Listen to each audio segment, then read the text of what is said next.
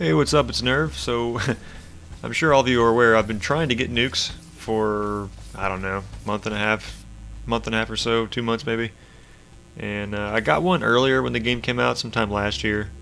You know, I had to change my playstyle to get one because I'm more of a rushy, typically I'm more of a rush type player and more concerned about objectives than I am my KD. However, I do like to keep at least a 2 KD and do pretty well in my matches. So it wasn't too far of a stretch to try and start going after them, or longer gun streaks at least.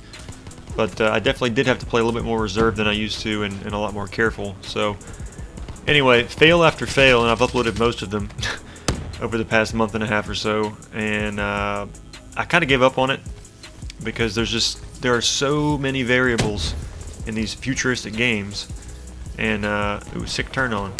Bam! There's so many variables in these futuristic games that it's kind of hard to take them seriously. I mean, being a competitive person, it's just, I don't know, it's kind of pointless to put too much, I don't know, attention into performing extremely well in games like these, because you'll die to so much dumb stuff. So anyway, got on yesterday and I saw that the daily objective for challenge was to kill 3 players while they're using their specialist abilities, which it's a very random challenge. You know, you'll either get it or you won't. It's one of those things it kind of just has to happen for the most part. And the weekly challenge is still kind of sweaty. It's a win 15 objective modes challenge, and for whatever reason they decided to activate Safeguard double XP over the weekend. So most of the people that weren't playing Team Deathmatch were playing Safeguard. So I teamed up with some buddies, Lag Awareness and Wenja, and we figured we'd tackle the challenge at least. And here in just a moment, I started getting really close to a nuke. I was about 20 kills away or so, and they asked me if I was going for one. And at the time, I wasn't even really thinking about it. I was just trying to get these wins done. Now again, this was a 3v3 at first. It ends up becoming a 3v2, and then a 3v3 again, then the 3v, players keep coming and leaving. But my luck in this match was just insane. It was just, as bad as it normally is, it was the opposite this time. Like, the players weren't great, we'll say, but I don't know exactly how good they really were, because the one guy was just running around with a rocket launcher the whole time, which that's luck in and of itself, because typically one of the reasons that I die when I'm going for longer gun streaks is because of stupid stuff like rocket launchers, melee weapons, and that's what 2 of these guys at least were doing. They were trying to use melee attacks and rocket launchers. So the fact that I was able to survive this entire time, and right here, I got a hit marker, which sounded like a P06. So yeah, my luck was much different, and I got the hater this go round. But again, I had, a sentry set up, and I wasn't paying too much attention. And I think, yeah, they asked me right here if I was going for the nuke, and I was like, I could be, I guess.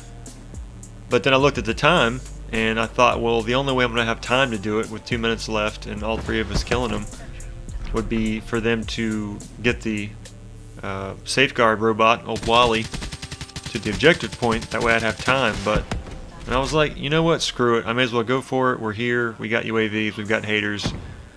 We've got the manpower, so whatever, it is what it is. I'll just go ahead and try for it. So I did, and I was just lucky, man. I mean, again, rockets just flying past me. There's a guy trying to use melee weapons. Rockets flying past me constantly. There's a moment here where I kill one guy. Yeah, I barely survived that dude. I kill one guy and then jump down, and there's a sniper behind me.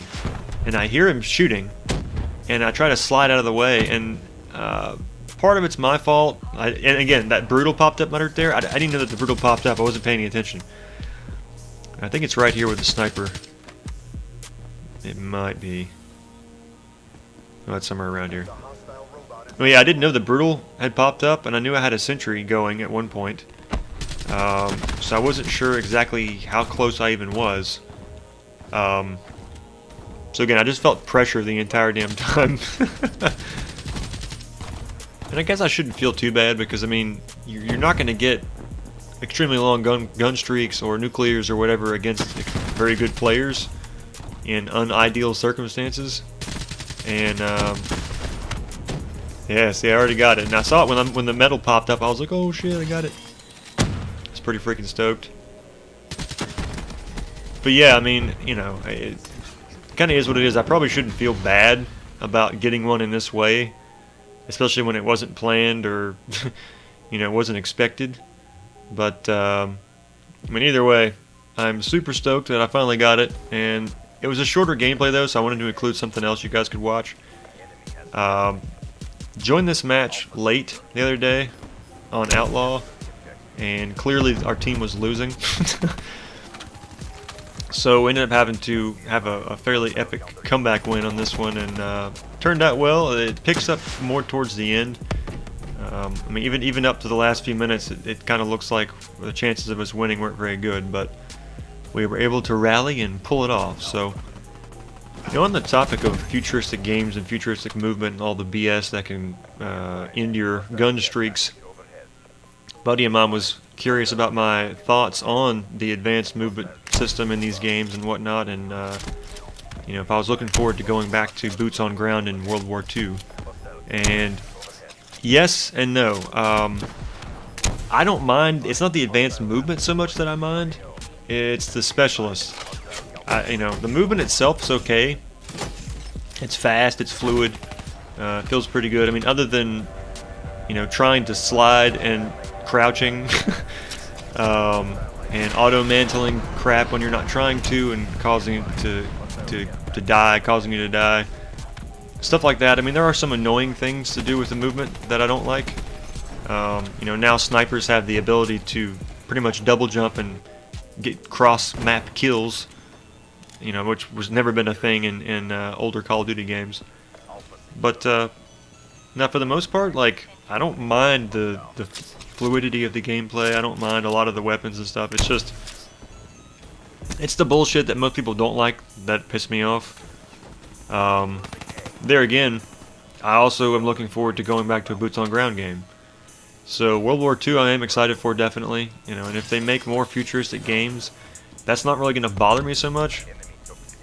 But it will be nice to get away from that, get away from this, and go back to a much more simpler playstyle, you know. And that's another thing too. I mean, it could be said that with the advanced movement comes an entirely different skill set that you have to master. And if you do, you know, if you are able to master the movement, then, you know, better players can still beat better players, or, you know, better players can still compete in a similar way that you would if it's just boots on ground. But at the same time, I feel like not having the advanced movement, it really separates the good players from the bad in a much more clear way, because you know, not being able to jump over someone's head or wall run behind people, you know, it takes some of that cringe, some of the variables out of the scenario when you're talking about one-on-one gunfights with people. So I don't know, I'm looking forward to going back to a more straightforward, competitive type Call of Duty, as opposed to the random goofy neon lights and swords type Call of Duty. But anyway, just wanted to share my thoughts on that and my second nuke. I'm very excited, glad that I finally got that and can share it with you guys. So anyway, if you enjoyed the video, please don't forget to like and subscribe, and I'll catch you next time. Peace.